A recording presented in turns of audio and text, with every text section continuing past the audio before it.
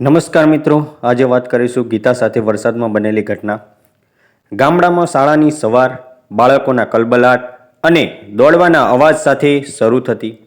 ખેતરોની લીલીછમ હરિયાળી વચ્ચે આવેલી એ શાળા, જ્યાં બપોરે બાળકોના હસવાના અવાજ ગુંજતા અને સાંજે પક્ષીઓના ટોળા પાછા વળી જતા.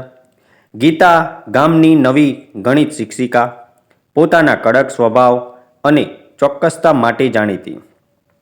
એના વર્ગમાં શાંતિ, નિયમ અને ફક્ત સૂત્રોનો જ દબદબો.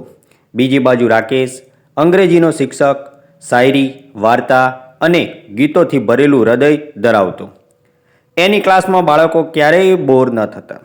સ્ટાફ રૂમમાં બંને વર્ષોથી સાથે બેઠા હતા, પણ વાતચીત બસ હેલો હાય સુધી જ સીમિત.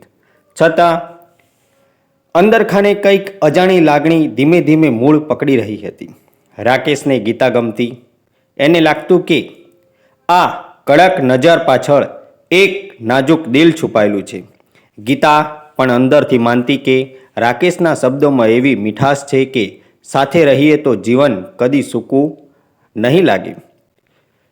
પણ એ વાત ક્યારેય બોલતી ન હતી.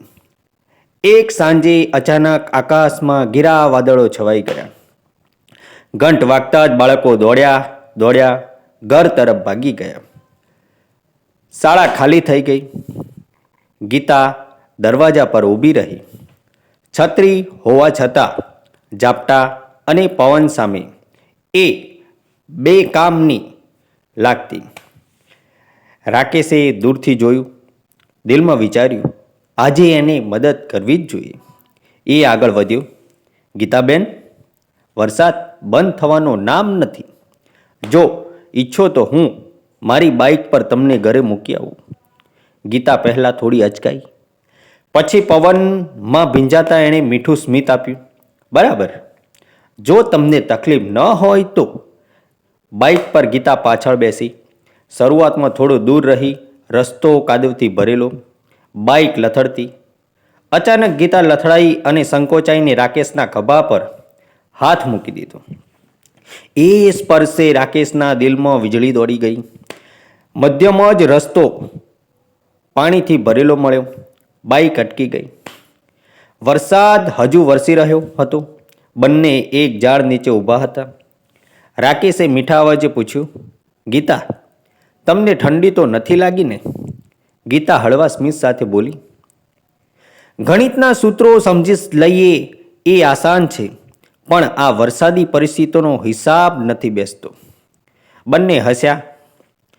હાસ્યની વચ્ચે એક અજાણતી નજીક આવી ગઈ. વરસાદની છાંટા ઝાડની નીચે ઊભા અને આંખોમાં અજાણી ચમક. રસ્તો ખાલી હતો. દૂરથી વીજળીના કડાકા. ગીતા ધીમેથી બોલી, રાકેશજી, આજનો દિવસ યાદગાર રહેશે. રિસ્ક લઈને બાઇક પર બેસી ગઈ, પણ લાગ્યું કે સલામતી તમારા સાથમાં જ છે. રાકેશ થોડો થંભી ગયો. પછી દિલની વાત બોલી નાખી, ગીતા, શબ્દોના દરિયામાં તરતા તરતા આજે મને લાગ્યું કે મારા શબ્દોનો સાચો અર્થ તમે જ છો. ગીતા ગભરાઈ ગઈ. પાપણો નીચે થઈ ગઈ. પણ સ્મિતે બધું કહી દીધું. વરસાદ થોડો શાંત થયો. બાઇક ફરી ચાલુ થઈ. આ વખતે ગીતા પહેલાં કરતાં વધુ નજીક બેઠી હતી. ઘરે પહોંચતા ગીતા ઊભી રહી અને ધીમેથી બોલી, રાકેશજી, આજે વરસાદ માત્ર રસ્તો જ નથી ભીંજ્યો, દિલને પણ ભીંજવી દીધું છે. રાકેશે સ્મિત સાથે કહ્યું, તો પછી શું માનો કે આ શરૂઆત છે? ગીતા નજર ઝુકાવી બોલી, હા, શરૂઆત. સાચી શરૂઆત હવે થશે. બંનેની આંખો મળી. શબ્દો બિનજરૂરી બન્યા. રાત્રે ગીતા પોતાના રૂમમાં બેસી હતી. પુસ્તકો સામે હતા, પણ મનમાં વરસાદ, બાઇક અને રાકેશની આંખો. ગણિતના સૂત્રો છોડીને લાગણીઓના નવા હિસાબો લખાઈ રહ્યા હતા. બીજી બાજુ રાકેશ પોતાની ડાયરીમાં લખી રહ્યો હતો, વરસાદના દરેક ટીપામાં તારો ચહેરો દેખાય. શબ્દોમાં છુપાયેલી ગણિતની શાંતિ બની તું. સામે આવાઈ. દિવસો પસાર થયા. શાળાના દરેક ખૂણે, દરેક નજરમાં એ પ્રેમ ઝળહળતો. બાળકો કહેવા માંડ્યા, રાકેશ સર વધારે ખુશ લાગે છે, ગીતા મેડમ વધારે સુંદર લાગે છે. અંતે એક સાંજ રાકેશે સીધું કહ્યું, ગીતા, ચાલો હવે આ પ્રેમને નામ આપીએ, જીવનભર સાથે રહેવાનું નક્કી કરીએ. ગીતા સ્મિત સાથે બોલી, રાકેશ, આપણા સંબંધનો ફોર્મ્યુલા તો સારો જ છે. વિશ્વાસ વત્તા લાગણી બરાબર સદાયનો સાથ. બંને હસ્યા. વરસાદે જે પ્રેમની શરૂઆત કરી હતી એ હવે જીવનભરનો વાયદો બની ગયો.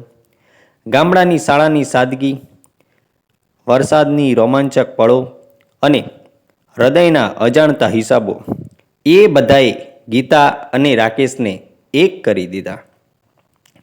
ગણિતની શિક્ષિકા અને અંગ્રેજીના શિક્ષક એકબીજાની દુનિયામાં રંગ ભરી પોતાના પ્રેમને જીવનનું અક્ષર બનાવી દીધું.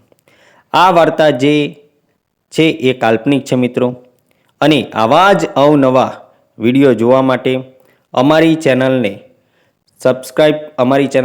સબસ્ક્રાઈબ કરો, જેથી અમને નવા વિડીયો બનાવવાની મજા આવે. જય હિન્દ, જય ભારત, અસ્તુ.